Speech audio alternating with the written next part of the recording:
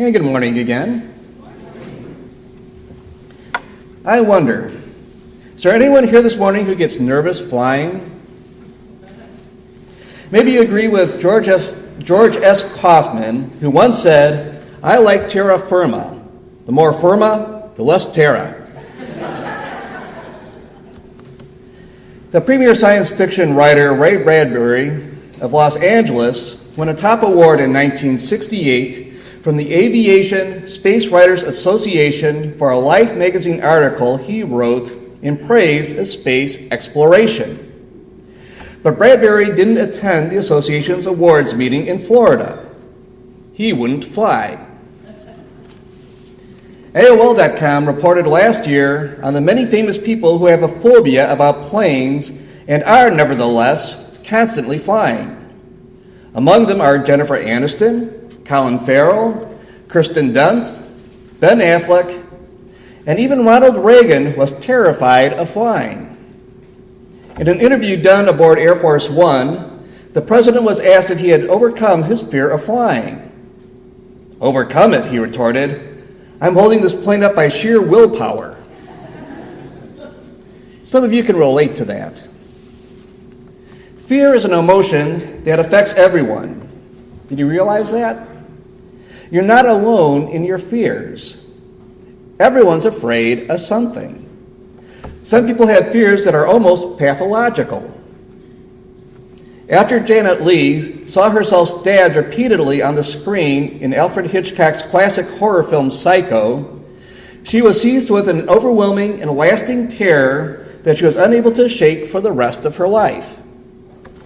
"I stopped taking showers, and even now I take only baths," she reported before she died. In fact, when the actress stayed in a hotel or at a friend's home where only a shower was available, she panicked. "I make sure the doors and windows of the house are locked," she said, "and I leave the bathroom door and shower curtain open. I'm always facing the door, watching, no matter where the shower head is." Can a scene in a movie make anyone that afraid? You bet it can. In fact, there are some people who ought to be very careful about which movies or television shows they watch. Of course, the scariest program on television is the evening news. But people have all kinds of fears. Did you ever hear the name Joe Ancis? The reason you haven't is because of fear. In the late 1940s, Buddy Hackett, Rodney Dangerfield, Lenny Bruce, and other young hopeful comics in New York all hung out at a place called Hanson's, a luncheonette on Broadway. Joe Ancis, the original sick comic, cracked everybody up at the time. Some people claim that Lenny Bruce learned what he knew from Ancis. He was dubbed the funniest man in the world by the other comedians. But Ancis was terrified of audiences. He could rap with the pros at Hanson's, but he performed publicly only once when he was still a teenager, and that appearance confirmed his fears. He never got up in front of an audience again. He went into selling aluminum siding instead. Some say he was the best salesman in the world, but he couldn't handle the fear of getting up in front of groups. Only the people he knew. Can anyone else relate to that? Many surveys indicate that most people fear speaking in front of a group more than they fear death. It seems absurd, but it's true. The sad thing is that fear limits us. It sometimes paralyzes us. Red Auerbach, the legendary coach of the NBA Boston Celtics, learned this the hard way back in 1963. Auerbach was heavily involved with scouting back then. After intense scrutiny of Billy Green, a player from Colorado State, Auerbach made Green the Celtics' number one draft choice. The kid looked great in training camp, but when he came into Auerbach's office just before the start of the season, he dropped a bombshell. It seems Green didn't fly and wanted to discuss his special travel arrangements with Auerbach.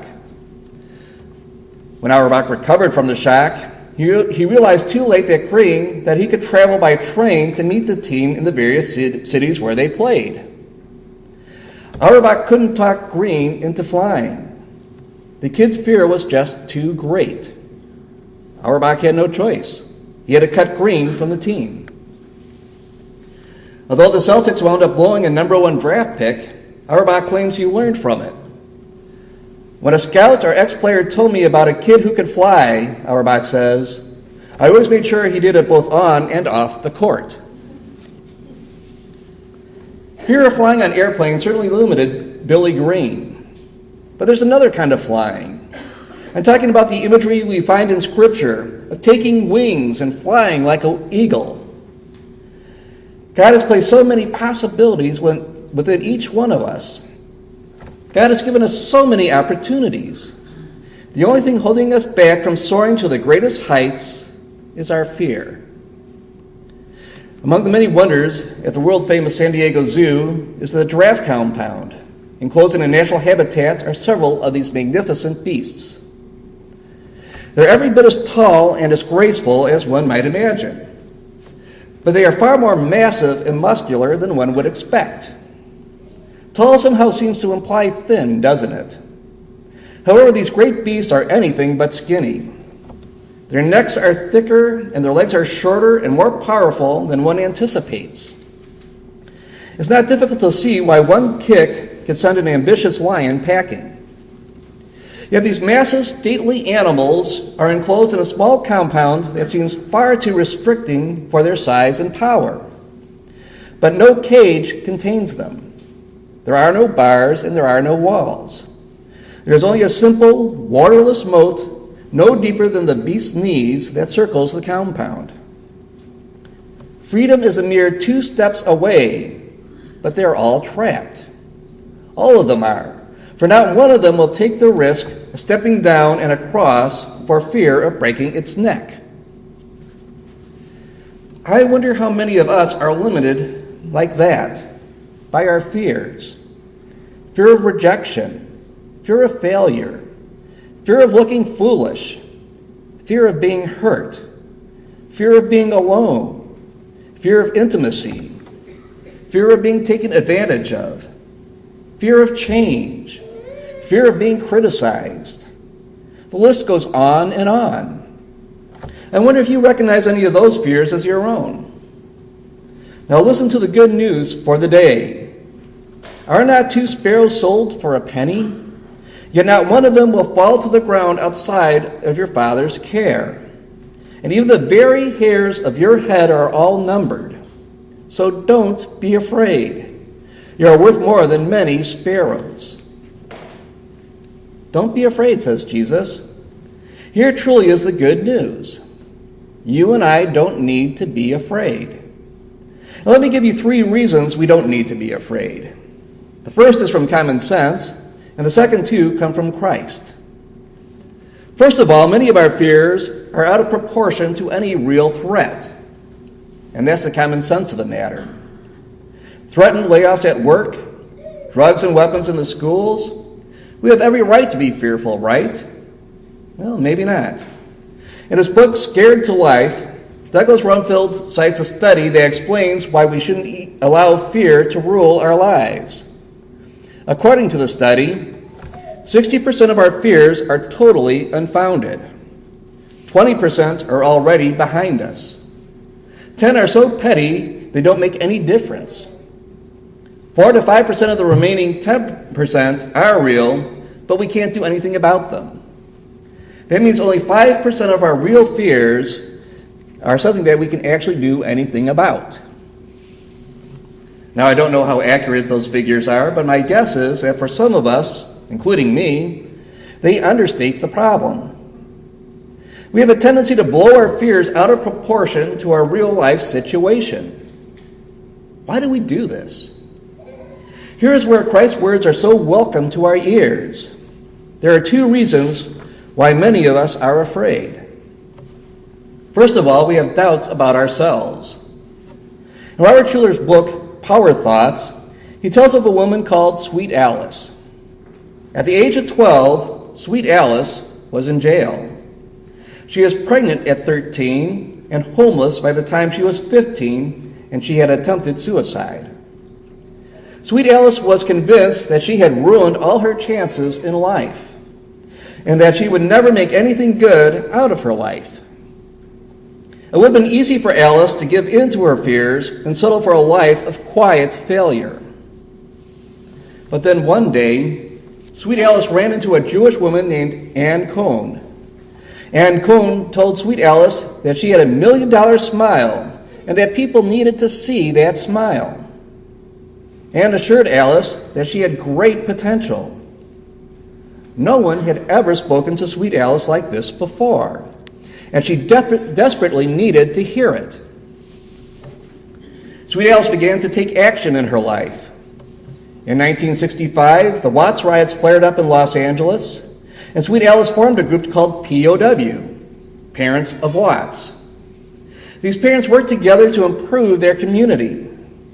Once, they shut down the business of a vendor in the Watts neighborhood who was selling T-shirts with objectionable, inflammatory messages. Sweet Alice also gave away her own house to start a program for the homeless. Since then, she's added 9 more houses to the program.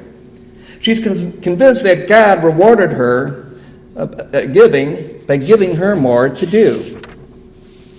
In 1993, Sweet Alice received a Hero Award and Essence's magazine's Essence Award for her work with POW and with the homeless. She was recognized alongside senators and artists and Olympic athletes for her contributions to American society, and all because one person noticed her $1 million smile. Some of us are ruled by our fears because we lack confidence in ourselves.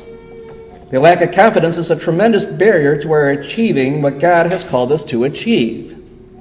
We have doubts about ourselves. But we also have doubts about God. Many of us who are followers of Jesus really don't trust God. We are afraid of success because we think we don't deserve it, and that God will swat us down if we try to achieve it. It all comes down to the age-old question upon which everything hinges. Do we live in a friendly universe or not? For many of us, it is not a friendly universe. It is filled with a God of anger, a God who's always judging us, a God who intervenes willy-nilly in his universe to punish some people and reward others. And so even if we never enunciate this as a problem in our lives, it is. For some of us, the problem is our own guilt. Guilt over our own sins keeps us from trusting God. Guilt is responsible for more anxiety than any of us can possibly imagine. I don't feel guilty, we cry out, but still we're uneasy. We still feel unworthy. Still we are afraid. We need to know that we are forgiven by a God who loves us with an unimaginable love. Listen again to Jesus' words. Are not 2 sparrows sold for a penny? Yet not one of them will fall to the ground outside of your Father's care. And even the very hairs of your head are all numbered. So don't be afraid. You are worth more than many sparrows. Don't be afraid. Those are the words we need to hear. Believe in yourself. You are a child of God. You have all kinds of potential. All you have to do is release it. Don't be afraid. Believe in yourself and believe in God. Jesus told us that we are so important to this loving God that even the very hairs of our head are counted. That makes us pretty important people. And this friendly universe is behind us. So stretch those wings. We don't ever have to fear flying again. Please pray with me. Loving God, our fears have trapped and consumed us, but we're tired of living under the weight of our fears. Please give us your love and your power to replace our fears. Your perfect love casts out all fear. Thank you for stilling our troubled hearts and giving us the peace that only you can give. Because you are with us, we don't have to be afraid. Amen.